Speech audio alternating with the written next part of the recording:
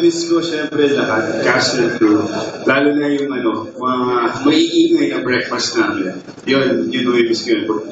Tapos na yung show, syempre sa bahay, di ba? Pag-isip mo, wala yung boses ng tired. Kaingayan nila ng Vega. Na umaga pa lang nagtatawanan na kami. Yun, namimiss ko yun. Thank you, Micah. Sir Carlos, kayo po, ano po ang inyong mamimiss? Miss, ko niya. Mahalaga sa akin yun. Yung pag-miss mo ng isang bagay, kahit effectively, pag naghahanda ka o isang medyas mo na luma, pareho, at tayo nung yung damit, ay nawawala. Mamimiss mo yun. Pero dito, masasabi ko sa inyo, ang karanasan ko rito, napaka-iksi pa lang ng panahon para masabi ninyo, baka naman ay sumusobra naman sa appreciation ko. I am working with real people. And I miss the movies. Tinanong din sa akin ito ni Doris Bigote. Nami-miss ko yun. Thank you, Sir Carlos. Ito Marisa, ikaw, ano ang miss mo?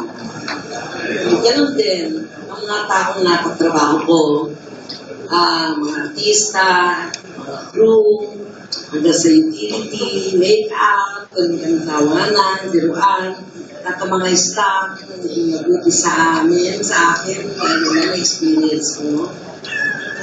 Alam mo, gusto yung gambina namin, yung puso ng bawat isa. Sasama yan.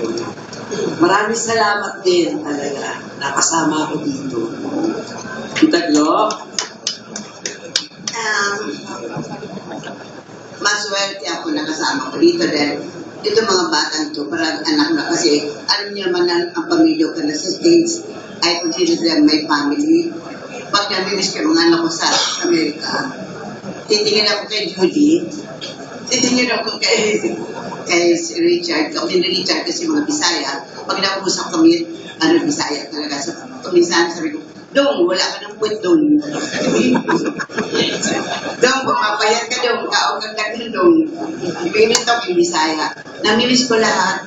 Parang, mga anak ko na sila lahat. May malakas kumain. Kagaya ni Isabel, malakas kumain.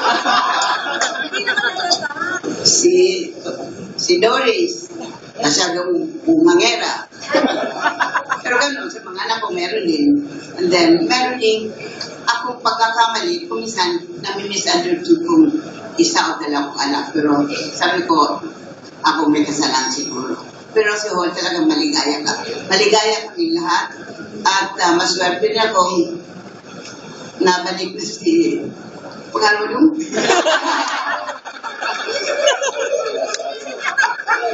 Si Anastasio. Dahil may love story ka, pero lang kissing scene kami na. Ay, sayang naman. Namimiss ko lahat. Ang ipin namin, lahat si Mamimiss ko dito yung respeto ng bawat isa. Yung wala kami pakialam kung artista kami, bida kami ang umaarte hanggang doon sa utility.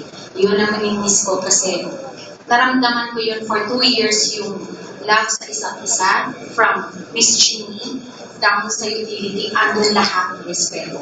Yun ang unang-una kong mamimiss. At kung magkaroon man ako ng panibagong show na hindi sa kanila o sa kanila pa rin, basta kung di man sa kanila, yun ang hahanapin ko. At yun ang mamimiss ko pag hindi ko nakita sa ibang crew, sa ibang Miss Chini, sobra magmahal.